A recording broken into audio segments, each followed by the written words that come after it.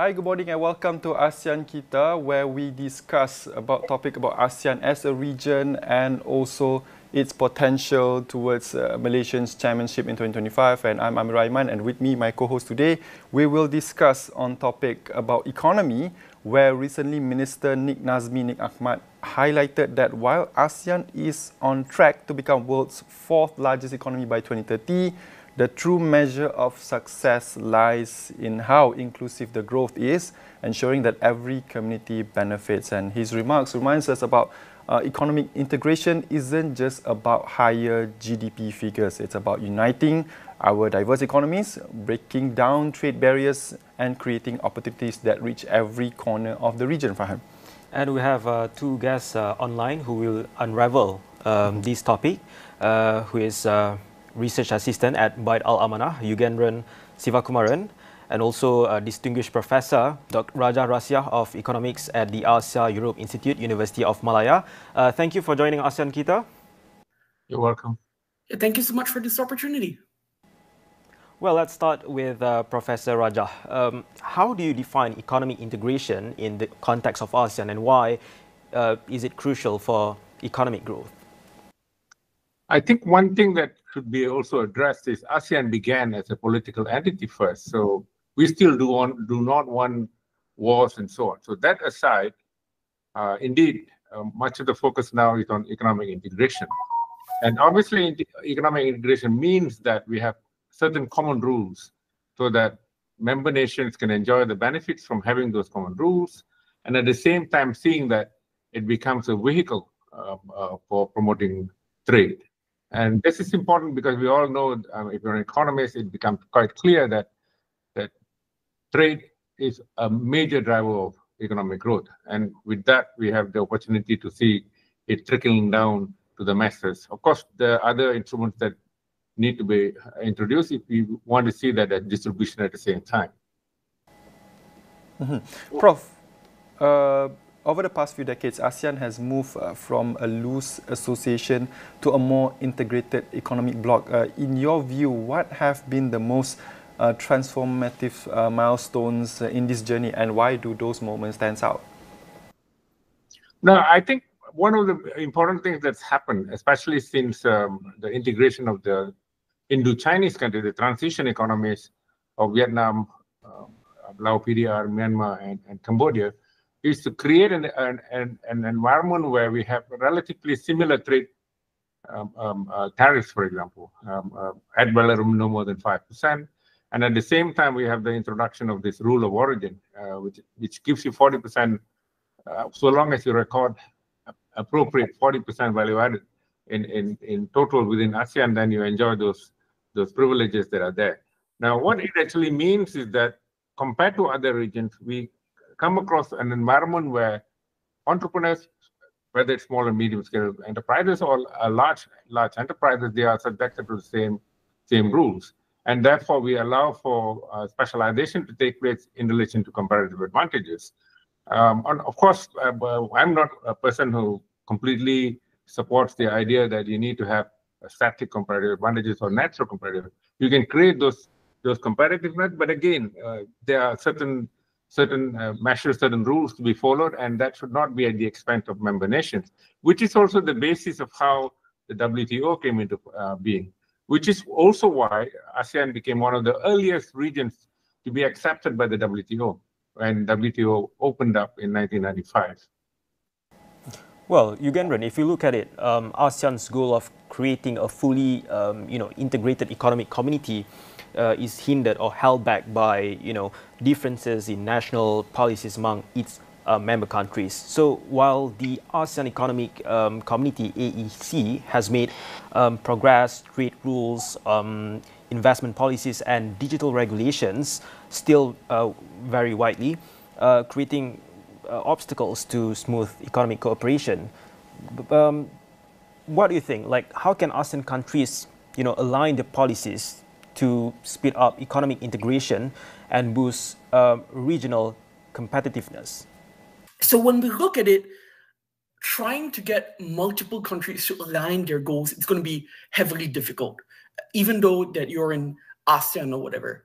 But that is one way to find a goal that benefits everybody, in which that they could push together, to find a way to work together in which it does not threaten their own national security or their own domestic policies. That is one way we could see that these countries to try to boost and work together. Because yes, when we look at free trade in a way, yes, free trade is great, having aligned policies is great, but you have to look at one country's security.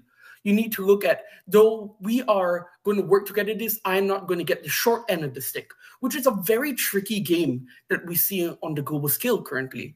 So by working together into having goals that we could say is not detrimental to one country to another, that would be a very efficient way that you can work together, such as the SGD goals. Can I just add a few points to complement what you just mentioned? I think it's important to recognize that we are of contrasting development stages here. In fact, if you speak about SDGs, SDG 1, which is about alleviating poverty, SDG 2 is about ending hunger, which is not a problem in Singapore and Brunei, but it's a serious problem in many of these countries, especially so with the newcomer which has got observer status now, Timor-Leste.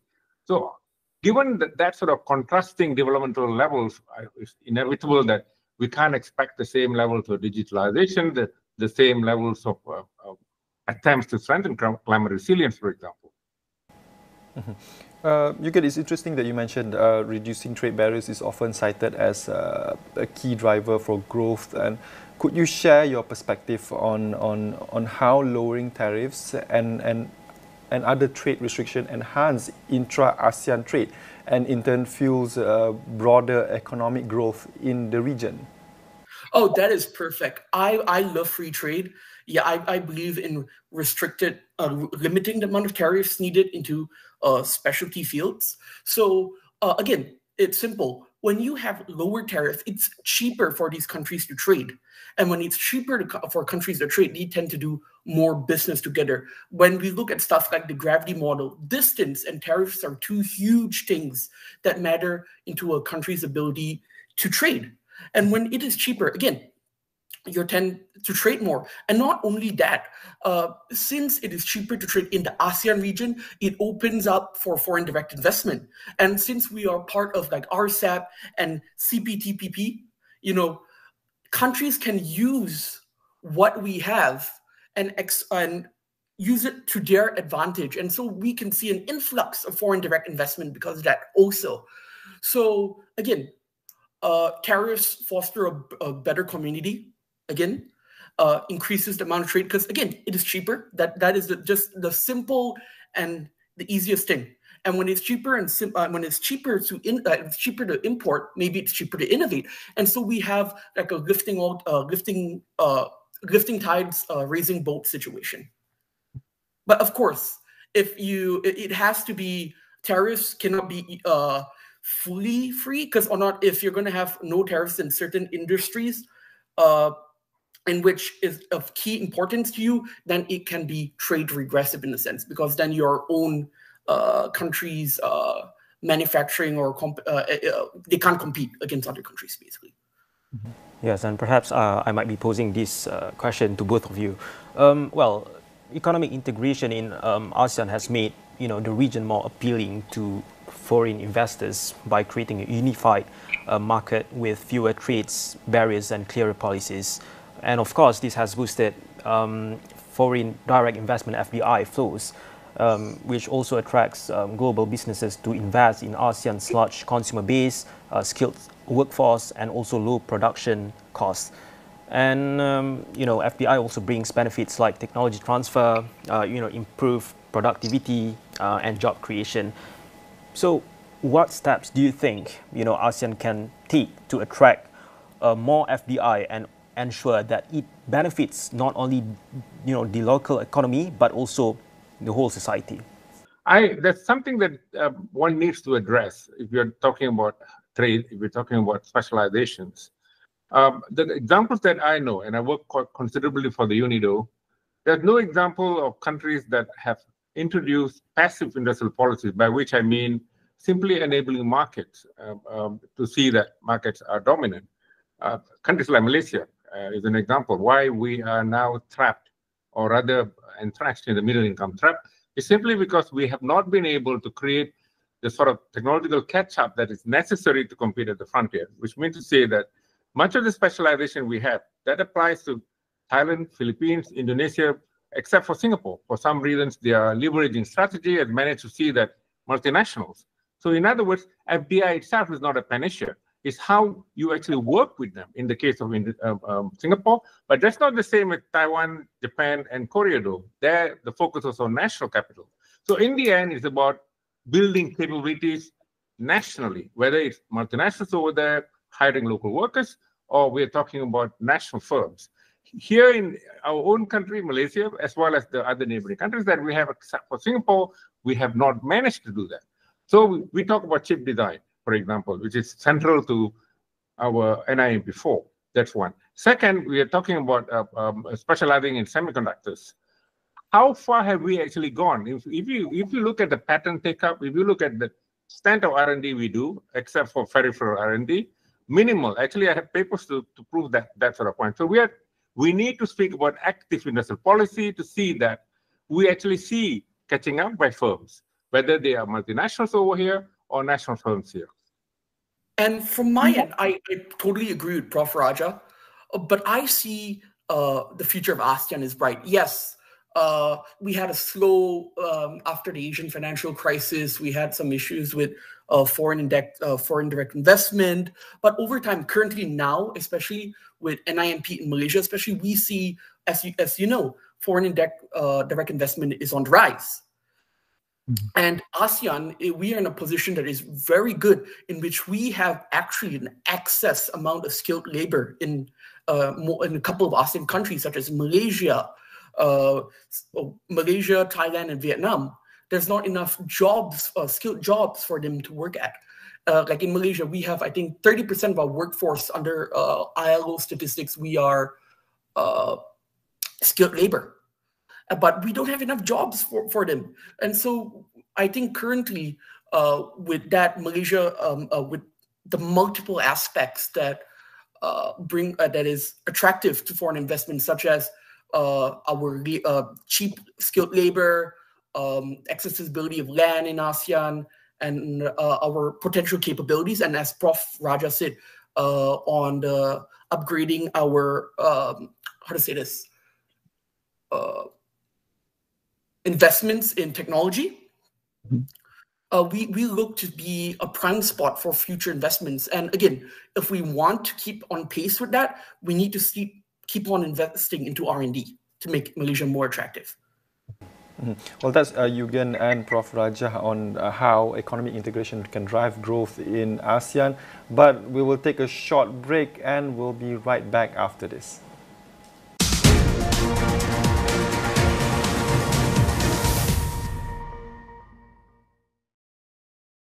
Di dalam setiap berita yang dibawa, konteks amat penting. Kami sentiasa membawakan yang tergempar dan terkini. Pastikan Astro AWANI menjadi pilihan anda, tidak kira di mana sahaja anda berada. Penyasaran subsidi diesel di Semenanjung tidak akan memberi kesan kepada harga barangan keperluan di Sabah, Sarawak dan Labuan. 660 individu berusia bawah 21 tahun di Sarawak telah diberikan kewarganegaraan. Sarawak kini menjalinkan kerjasama dengan Bank Dunia dalam menjayakan perdagangan karbonnya.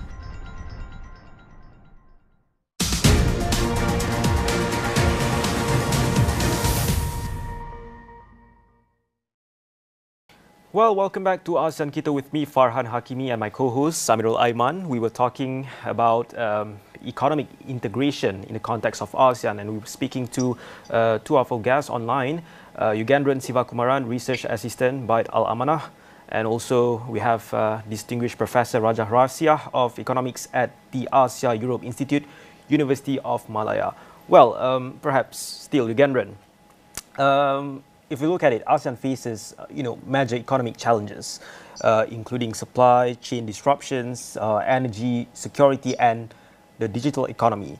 And addressing these requires a proactive strategy that enhances the region's manufacturing capabilities, strengthens its energy grid, and also promotes digital inclusivity. So what structural reforms should ASEAN prioritize or adapt to position itself as a reliable hub for global trade and investment while mitigating external economic shocks? Well, that's a very great question. Yes, we do in certain areas outside the main cities in ASEAN, we do face those issues, and it's a very hard answer because it needs a lot of capital and a lot of investment to restructure everything and to bring it up to par to global standards. Now, that is a huge issue when it comes to budgeting. That is a budgeting issue. It's, again, a fiscal issue. And how do they manage their finances in order to do that? Because, again, yes, we can always talk about, yes, these countries need to upgrade their infrastructure, but how are they going to get the funds to do so? Would they work with external countries such as China for funding to grow up their infrastructure so it becomes more of a powerhouse manufacturing hub? Or do they raise taxes? Now, that is a very difficult and it's a slippery slope in which on how do you do that? Because there's no right or wrong answer. And at the end of the day, it can be very burdensome to the people or even the country's foreign relations. So that's not an answer that can be easily, in my opinion, easily answered, sir. Let's following on from Eugen, let's take what the minister just mentioned. We are poised to become, ASEAN is poised to become the fourth largest market by 2030. Now, that means enormous amount of scale, provided there's collaboration, cooperation to see that we appropriate the economies of scale. Obviously, it gives us a big advantage. But the question now is, how are we going to appropriate those synergies? I think there must be a lot more cooperation in relation, even if it means that we are going for the same industries. Now, an industry where we think it's state of the art, which is the future, simply because it addresses so many different issues, which is electric vehicles. Now, we also know that China has become the biggest center for electric vehicles, at least in relation to consumption. Although, of course, even in production itself, one can arguably make the case that either BYD is already there or it's overtaking Tesla. Now, with that sort of thing, we need to have strategies that are commonly acceptable to member countries. We have Tesla that was flown all the way from Shanghai to be sold here, but there is no supply capabilities created here. All we have is charging stations that Elon Musk promised to set up all over Malaysia. Other than that, we do not have, even though we have an aerospace policy here, a very clear aerospace policy over the 12th Malaysia Plan, targeting 1 billion ringgit to assist that. What have we done in order to create supply capabilities? Knowing that, in this case, Eugen began with distance. Here we are talking about heavy vehicles. Obviously, it means that there is room for locating such supply capabilities. And we can also cooperate in that sense. We just heard that apart from Potranjili starting to assemble electric vehicles, we also have a company emerging in Sabah, as well as BYD starting plans to assemble them. Similar developments are taking place in Thailand. We have Winfast, which is a nationally owned EV company in Vietnam. We also have Wuling, for example, in Jakarta. And BYD is also looking to go to Indonesia. And Indonesia also has components like nickel. Why it is imposed a tariff from exporting nickel outside in order to develop those capabilities. I think what we need to do is how these countries can get together, work as a team to see in what way they can appropriate these synergies. An area where such things are being discussed is what the Prime Minister of Thailand is talking about in terms of creating 6 countries where visas once given, like the Schengen countries in Europe, they can just enter there and get to all of those 6 countries, which obviously would mean it will give an incentive for more tourism. So some sort of thing should be discussed, given that Malaysia is now the chairman of the ASEAN Secretariat. I think it'll be helpful to discuss at those kinds of fronts to see that ASEAN gets to the next level by value added. Prof, when we talk about economy, small and medium-sized enterprises are often described as also the backbone of our economy. How do you see economic integration benefiting SMEs in ASEAN, and what policy measures could be better support their growth and also their innovation, Prof? I think targeting SMEs is an important point, not just because you create employment. Although, unlike say Taiwan or Italy, where SMEs dominate gross domestic product, we actually have large firms dominating here. I think something like about 40%. That's about all, even though by establishments, we are something like 98% come from SMEs, including micro firms. Now, I think what they need to do, a point that Eugen raised very much, you need really strong infrastructure to reach them. For example, if you want to, say, have training for SMEs, you cannot really attract these guys there because the firm doesn't function if any one of them gets out of the firm, which is something I often tell that, why aren't we using digital links? Which means to say a small single proprietor can easily access the digital nodes in order to access technology or even to incrementally transform some activities in their own firms. That's what we call not just learning by doing, looking, experimenting to many different. Most of the innovation that starts at that sort of incremental level. Now, if we cannot appropriate that, I think we'll be not appropriating the synergies that come with the scale that we're talking about by seeing ASEAN together. It's important to note that R&D itself, in the pure sense, is not the main part of innovation. Although, of course, that translates into patent take-up, all sorts of intellectual property rights, including industrial layouts, industrial designs, and so on. But key here is incremental innovation. Incremental here doesn't translate into that sort of proprietary rights, but that's the one that actually provides you the profits that you're looking for and provides the solutions necessary. And then a lot of business books written on that. I'm not sure if you're familiar with blue ocean technology. Much of it is actually transforming ideas, integrating markets, or even making certain products that actually target different industries. And by that, they actually completely outpace demand from the distinction between blue ocean and red ocean technology. So the point here is, are we actually embracing them properly? Are we really reaching them? One of the things I realized that needs to change, it's not just in Malaysia, but most of the Southeast Asian countries, except Singapore is doing very well on that, EDB, is actually to bring this technology to them, because you already know what robots and drones do. You already know that. You don't have to go and see whether a firm is ready to embrace that. You just have to see what are the barriers that are preventing them from reaching them. First thing you need to do is to convince them they are there for their own benefit. I think a lot of what we need to do is to really be proactive to get them going. Well, Yugenren, hope I pronounced your name right. Talk to me about other regional blocs like the European Union, EU, who have successfully implemented policies that perhaps ASEAN could adapt, emulate to strengthen its economic integration. For instance, the EU's common market and free movement of goods, services and labor have greatly facilitated trade and also economic growth.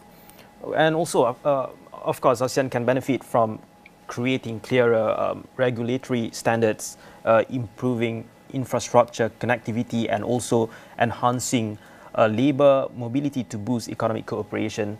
So what elements, from the EU's integration model could ASEAN consider to implement and, accelerate its economic growth and unity? One of the biggest, I think, would be logistics. When we look at ASEAN countries, there's a huge disconnect between logistics between Singapore, Malaysia, Thailand, and Vietnam. Singapore ranks number 1 in the world. Malaysia ranks number 29. Vietnam is in the 40s, whilst Thailand is also. So when we have huge logistic barriers such as that, interconnection becomes very difficult and more expensive. Yes, we are close, which may help lessen the cost, but still, if we have better logistical connections, it will be much more efficient in order to raise trade, to reduce the amount of trade barriers and increase trade between these nations. Also, in addition to that, I think we need to make it easier for labor to transfer between countries. Because right now we do know in Malaysia there's certain requirements for labor. I think, if not mistaken, the 6,000 salary to 8,000 salary. So, and we do know that Thailand and Vietnam also has very stringent laws when it comes to labor. If we make labor access between these countries much more simpler, much more easier, I think the transfer and efficiency would be highly beneficial too. So those are, I think, the two main points that I would like to add. Yeah. Yeah, I think when it comes to investment, most ASEAN members are highly generous and really happy to receive, so long as we attract firms to invest. But when it comes to movement of labor, it's not the same. And when it comes to issues governing labor standards and so on, it's also not the same. Now, why I'm saying this is, we know that if we go far back, something like 50% of the labor force in Singapore are Malaysians. This has been shown tangibly with evidence. And they earn a lot more money there. Why? Because they're willing to pay in order to get the best workers. I remember doing this study for the government of Malaysia, where even bikes from Kota Tinggi, guys are riding bikes to Singapore to work. He obviously mentioned to me, he's not going to trouble himself riding early in the morning to reach Singapore if that sort of money is not important for him. Now, what I'm mentioning here is we tend to focus a lot. Most countries that focus on transforming economies from low to high value added activities, if we're targeting foreign labor, they're talking about human capital. They're talking about getting people with skills, whether the engineers, technicians, people who can perform. A country that has the most sort of within Malaysia, ASEAN would be Philippines. Philippines, major part of their GDP actually comes from remittances from overseas foreign workers. Now, in the case of Malaysia, we have this brain gain program. I myself came under that program in 2004, but I didn't really see it as a program that accumulates people coming with tacit knowledge to appropriate economic synergies, which is key if you are looking at the success of Taiwan, Korea. And Elise Sextinian has this book, The New Argonauts. I very cleverly put, same with the case of Karnataka state in India, for example. So my feeling is the strategies are there for us to look at. The cat can look at the king. Why aren't we appropriating that sort of strategy so that the focus will be on what our NIMP4 is promising to raise median incomes from 2,600 in 2023 to 4,510 in 2030. For that to happen, GDP has to grow, value added has to grow. I totally agree, Prof. Raja. Again, we are so, like, we are talking about, oh, Malaysia is having a brain drain, and then we're trying to brain gain everybody back. We're trying to bring in skilled labor into Malaysia, the smartest. But we have so many barriers in bringing people that will benefit our country that it becomes a problem. When you go, I've talked to multiple businesses in which they said they struggle to bring in the people they need because of the hard realities of bureaucracy. And when you have that, it becomes like, oh, you're saying one thing, but the other thing is an issue because it's an issue. And I think there's a disconnect between what you're saying and what is happening. Right, okay. So I totally agree with you, Prof. Raja. Okay, we would like to thank Yugendran Sivakumaran, Research Assistant at Bait Al-Amanah, and also distinguished Professor Prof. Raja Rasya of Economics at the Asia-Europe Institute of University of Malaya for their insights on how inclusive, how economic integration in the context of ASEAN and why it is crucial for the region's growth. And I guess that is all from us on ASEAN Kita's today's episode. I'm Amir Rahman. And I'm Farhan Hakimi. See you next time.